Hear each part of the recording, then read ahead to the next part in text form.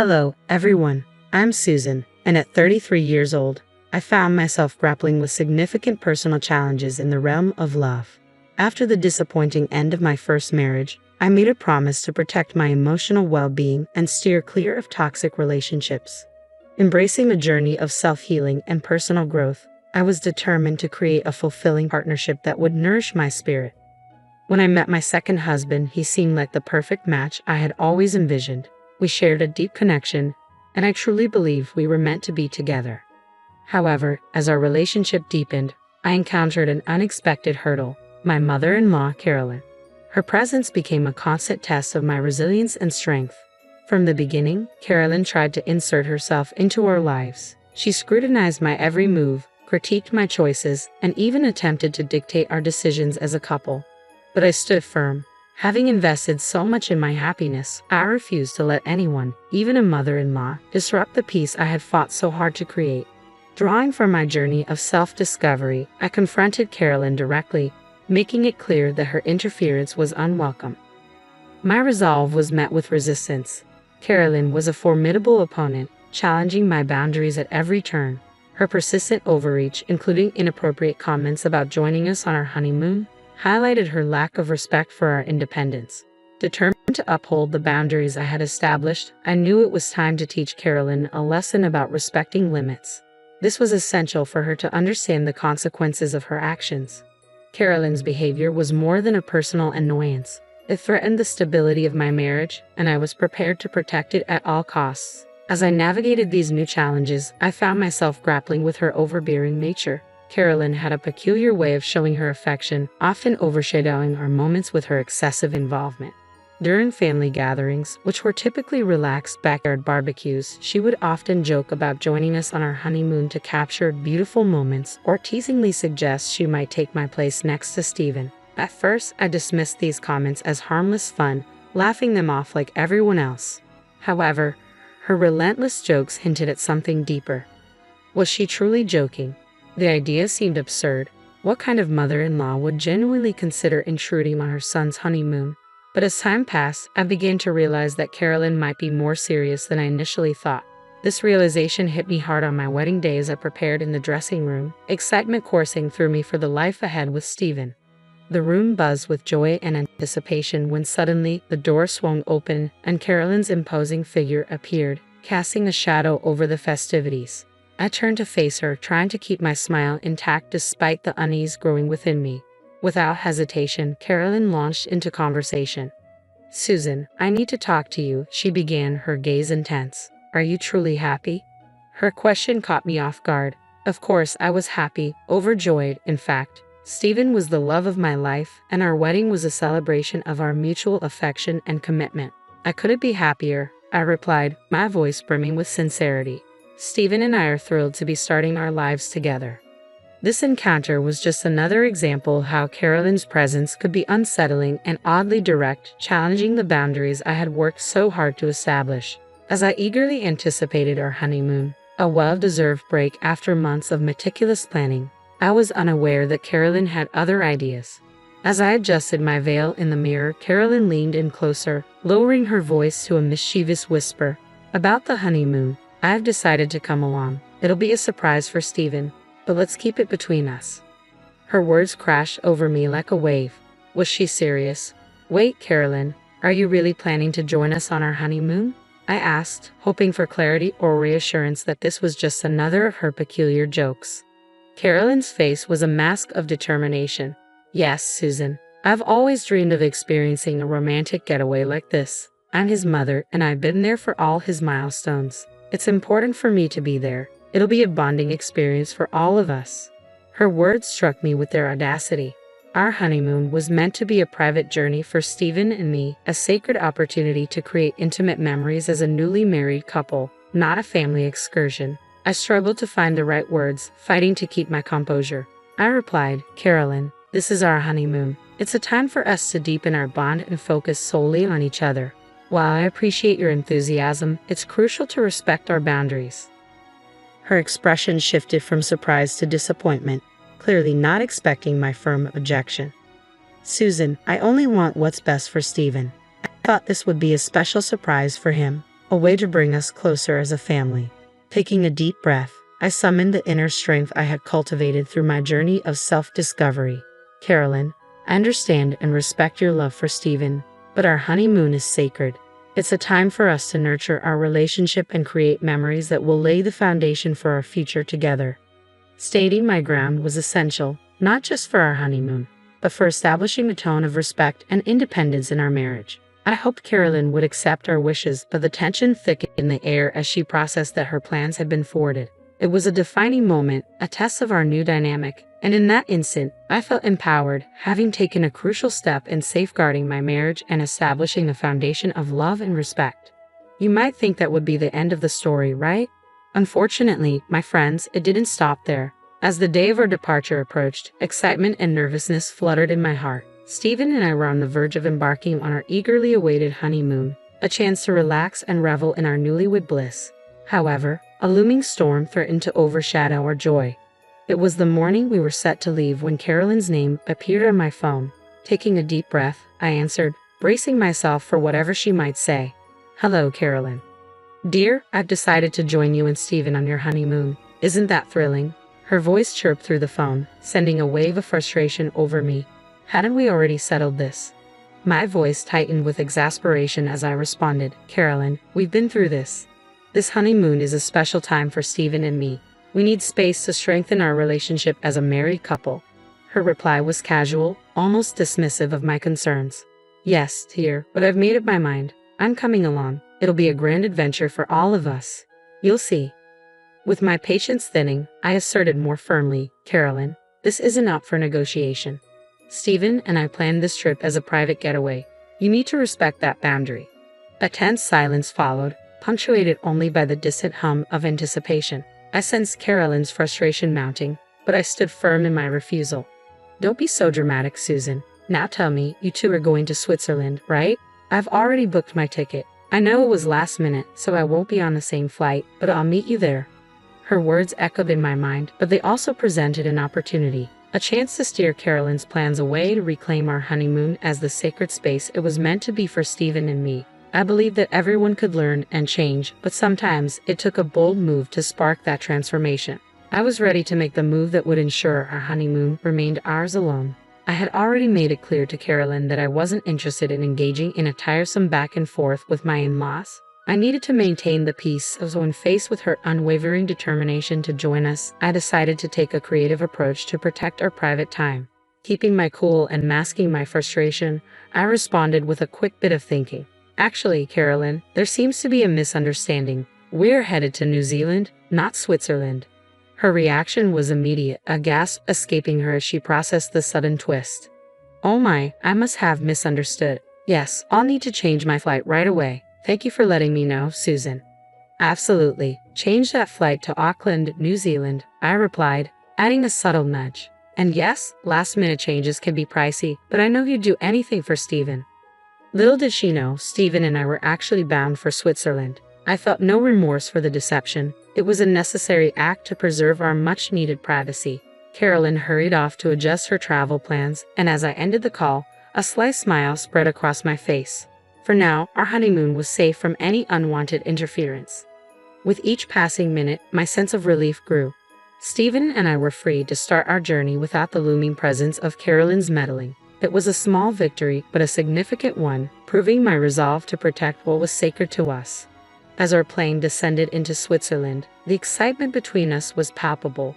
The breathtaking landscapes, historic architecture, and vibrant culture awaited us. Stepping off the plane, Stephen exclaimed in awe, "Susan, look at this view. Can you believe we're actually in Switzerland? It's even more beautiful than I imagined." "I know, Stephen. It feels like we've stepped right into a fairy tale." "I can't wait to explore everything," I replied, equally enchanted by the setting. We arrived at our charming hotel in the heart of Geneva, immediately taken by its elegant decor and cozy ambience. The city buzzed with history, art, and music, and we were eager to dive into this cultural feast. "This hotel is incredible, Susan." "Great choice," Stephen remarked, appreciating the atmosphere that promised to make our honeymoon memorable. "Indeed, we're here to immerse ourselves in the beauty of Geneva, celebrating our new life together in a place as magical as our dreams." I'm really glad you like it, babe. I wanted our stay to be perfect, I responded, thrilled by Stephen's appreciation. As soon as we arrived, our excitement overcame our weariness. Hand in hand, we walked through the enchanting streets of Geneva, soaking in the grandeur of the Palais des Nations and savoring delicious confections from the charming local cafes. Stephen, can you believe the beauty of this place? The Alps are breathtaking, I exclaimed, my heart full of joy. I'm blown away, Susan. This is a dream come true. Thank you for planning such an amazing honeymoon, Stephen exclaimed, his eyes shining with happiness. Exhausted but fulfilled, we returned to our hotel, deciding to rest before continuing our adventure. As Stephen headed for the shower, my phone rang. It was Carolyn. Hey Carolyn, that's great. I hope you have a safe flight, I said, trying to keep my tone upbeat. Oh my gosh, I can hardly contain my excitement. I can't believe you're actually joining us in Auckland. We're going to have the most incredible time together at the Oceanfront Hotel. You won't believe the breathtaking views of the harbor. Carolyn gushed. I maintained my facade with enthusiasm. Oh dear Carolyn, I'm equally thrilled to embark on this adventure with you. I'm so glad you finally came to your senses and saw the beauty in me tagging along on your honeymoon. I knew you'd be understanding, Carolyn replied, her voice brimming with satisfaction. I rolled my eyes but kept up the act. Absolutely, Carolyn. You're so right. The flight may be a bit tiresome, but trust me, Auckland will captivate your heart with its vibrant cityscape, the iconic opera house, and stunning beaches. You'll be in awe. Oh, that sounds marvelous. I simply can't wait to experience it all. Susan, I hope Stephen is ready for some quality mother-son bonding time. This trip will give us a chance to connect on a deeper level, she continued, blissfully unaware of the mix-up. Carolyn, when Stephen sees you, be over the moon. It's going to be an unforgettable journey filled with laughter, exploration, and beautiful memories, I assured her, masking my true feelings about the situation. That warms my heart, Susan. I'm eager to create lasting memories with both of you. Rest assured, once I land in Auckland, I'll reach out to you immediately. That will be our signal to commence this grand adventure, Carolyn concluded. Perfect, Carolyn. The moment you touch down, give me a call and we'll coordinate our plans, I said, ending the call with a sense of relief, knowing our actual destination remained just between Stephen and me. As I hung up, a playful twinge of mischief washed over me. The thought of Carolyn discovering we were actually in Switzerland, not New Zealand, sparked gleeful anticipation within me. I hope this mix-up would serve as a powerful lesson in respecting boundaries and allowing my marriage to Stephen to blossom without her overbearing involvement. The prospect of Carolyn's forthcoming surprise added an exciting layer to our Swiss adventure, heightening the joy bubbling in my spirit. It felt a bit like a game, but the desire to share an unencumbered journey with Stephen, crafting memories meant just for us, was too enticing to resist. However, as I hung up, a mix of relief and anxiety began to settle in. Stephen emerged from the shower, noticing my distracted state. "What's going on?" he asked, sensing the shift in my mood. My initial delight faded, replaced by a twinge of guilt about the entire escapade. I hadn't fully considered how Stephen might feel about the deceptive tactic I employed against his mother. The last thing I wanted was to sow seeds of deceit at the start of our new life together.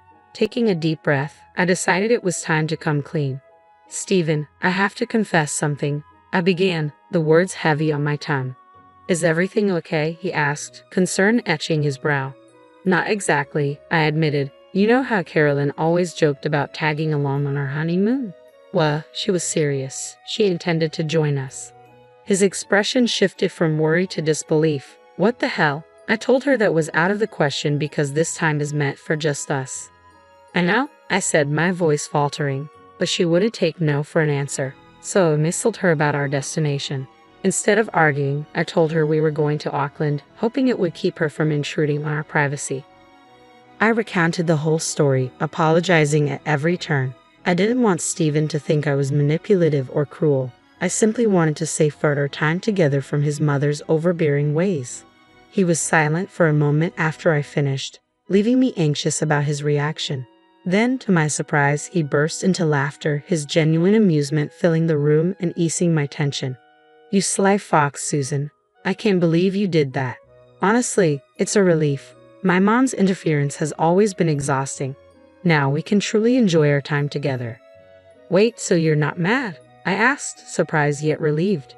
I'm not thrilled about sending her to a foreign country, he chuckled, but I find the whole situation hilarious. I'm just picturing her face when she realizes the mix-up. We both laughed together, feeling a renewed sense of unity. With the weight of the situation lightened, we immersed ourselves in the beauty of Switzerland, exploring its rich history, breathtaking landscapes, and vibrant culture. Each moment deepened our bond and created cherished memories.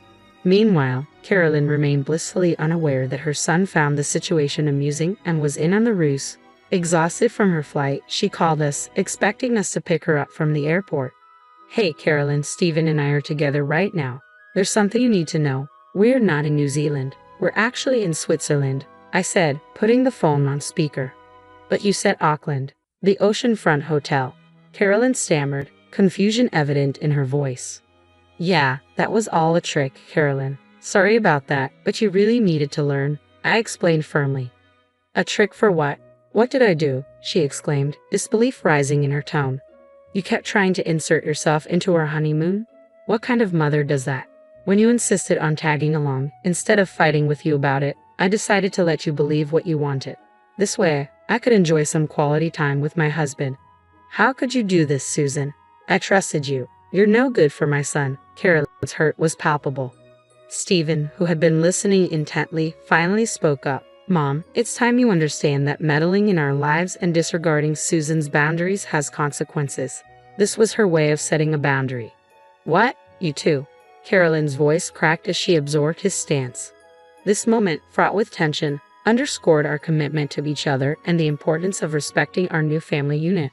I can't believe you're taking her side. I can't believe you've deceived me like this. I raised you. I've been there for you through everything. Carolyn's voice trembled with hurt. Mom, this isn't about deception. It's about setting boundaries, I replied, trying to convey the necessity of our actions. Susan and I are building our lives together. You must respect our choices and let us forge our path. We love you, but maintaining healthy boundaries is key. Her voice echoed through the phone, loud enough to attract attention nearby. You've humiliated me. I can't believe my son would turn against me like this. Carolyn, please try to see where we're coming from, I urged, my tone steady yet empathetic. This wasn't done to embarrass you. We need to make it clear that we require our own space and independence. It's time for you to let us build our lives and respect the boundaries we've established. I don't want to hear it. You both are selfish and ungrateful. She shot back, her frustration palpable. Call me back when you're ready to have a real conversation. With that, she abruptly ended the call, leaving herself likely bewildered and upset at the airport. While I might have felt guilty, instead, I felt relieved. Standing up for our marriage's boundaries was necessary, even if uncomfortable.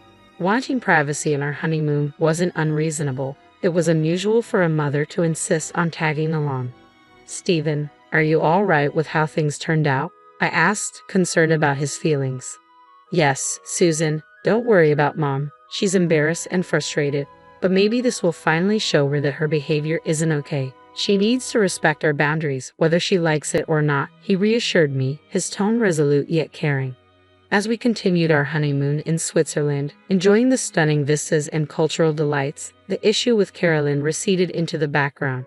We decided she would contact us when she was ready to reconcile, and perhaps she would make something of her unplanned trip to New Zealand. Regardless, I felt confident she'd think twice before trying to interfere with our plans in the future.